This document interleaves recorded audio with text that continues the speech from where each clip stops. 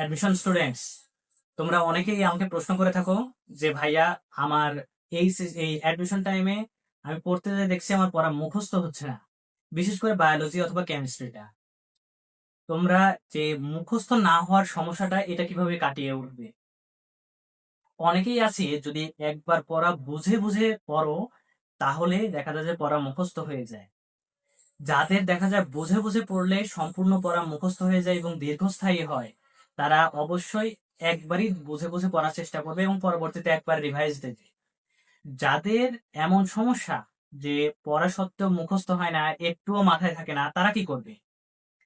তাদের জন্য এই বুদ্ধিটা যে তোমরা বইয়ের যে অধ্যায় শুরু করবে সেই অধ্যায় শুরু থেকে শেষ পর্যন্ত দ্রুত গতিতে রিডিং দিবে এবং পুনরায় ফেরত আসবে একই জায়গায় শুরুতে, আবার পুনরায় সম্পূর্ণ রিডিং দিবে। এইভাবে 3 থেকে 4 বার দ্রুত গতিতে রিডিং পড়ে যাবে। রিডিং পড়লেই দেখবে তোমাদের সেটা ধীরে ধীরে স্থায়ী মেমোরিতে যাওয়া শুরু করছে এবং মুখস্থ হয়ে যাচ্ছে অটোমেটিক। যাদের মুখস্থ না হওয়ার প্রবলেম আছে তারা এই থিওরিটা অ্যাপ্লাই করে দেখতে পারো, ইনশাল্লাহ তোমাদের মুখস্থ হয়ে যাবে ঠিকঠাক ভাবে।